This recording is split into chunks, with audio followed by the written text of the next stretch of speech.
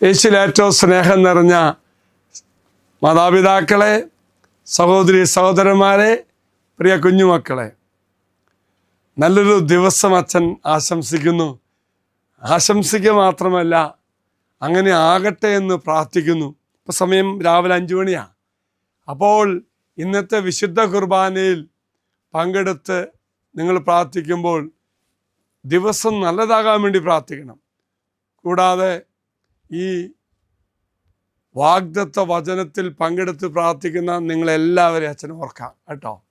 കുർബാനയിൽ നിങ്ങൾക്ക് വേണ്ടി പ്രാർത്ഥിക്കുകയും ചെയ്യാം. എന്തെന്നാൽ വലിയ സംരക്ഷണം ആവശ്യമായ ഒരു കാലഘട്ടത്തിലൂടെയാണ് കടന്നു പോകുന്നത്. അപ്പോൾ ദൈവം നമുക്ക് പ്രത്യേകിച്ച് സംരക്ഷണം തരണം, നമ്മളെ കാത്തുകൊള്ളണം. ആ തരത്തിൽ ഒരു ലോകത്തിൻ്റെ അവസ്ഥയാണ്.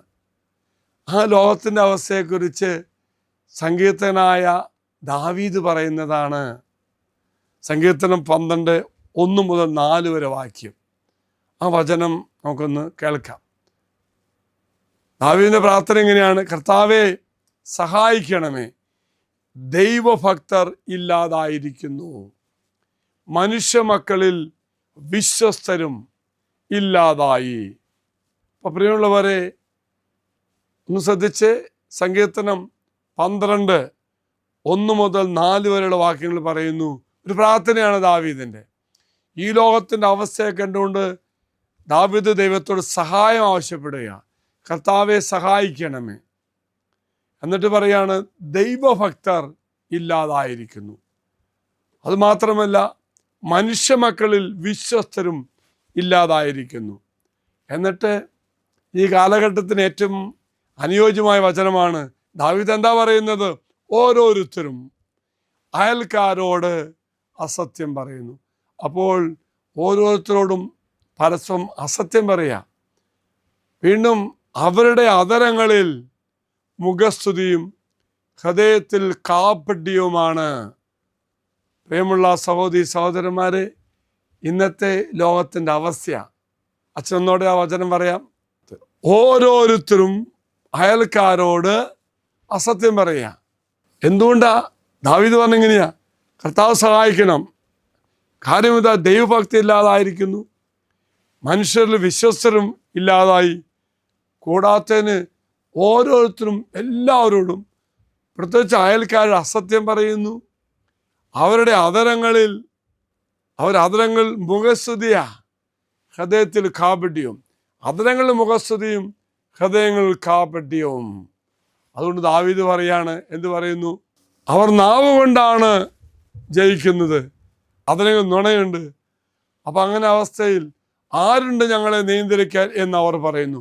എല്ലാ തിന്മകളും ഈ കാലത്തിൻ്റെ വളരെ യോജിച്ചെന്ന എല്ലാ തരത്തിലും അവർ തിന്മ പറയുന്നു.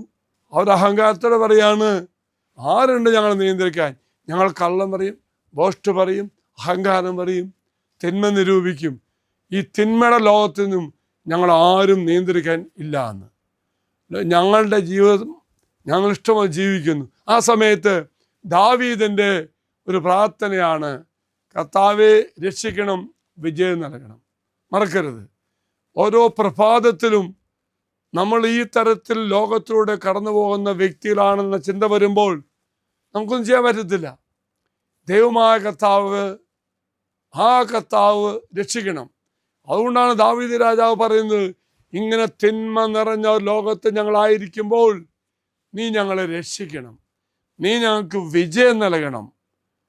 എങ്കിൽ പ്രിയമുള്ളവരെ, പ്രഭാതത്തും നമ്മുടെ പ്രാർത്ഥനയാണ്. നമ്മൾ ആരെയും കുറ്റപ്പെടുത്തിയിട്ട് കാര്യമില്ല. ഈ ലോകം അങ്ങനെയാണെങ്കിൽ ഈ ലോകത്ത് ഓടിയൊളിക്കാനും പറ്റത്തില്ല. അപ്പം എൻ്റെ ദൈവമായ കർത്താവിൻ്റെ സന്നിധിയിലേക്ക് ഞാൻ സമർപ്പിച്ച് പ്രാർത്ഥിക്കും.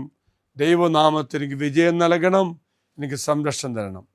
പ്രിയമുള്ളവരെ, നമ്മുടേതായ ഈ അവസ്ഥ ദൈവത്തിനറിയാം. ദൈവസന്നിധി സമർപ്പിക്കട്ടെ. ദൈവത്തോട് നമുക്ക് പ്രാർത്ഥിക്കാം.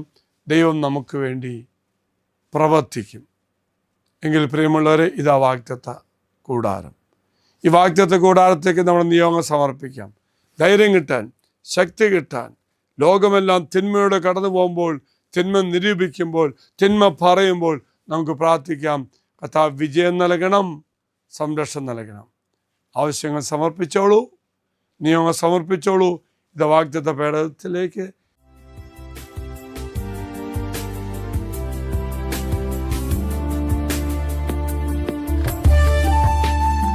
ഇത് നിങ്ങൾ സമർപ്പിച്ച നിങ്ങളുടെ എല്ലാ നിയോഗങ്ങളും അൽത്താരയിലേക്ക് അച്ഛൻ സമർപ്പിക്കുന്നു. ദൈവമേ, ഞങ്ങളെ അനുഗ്രഹിക്കണമേ.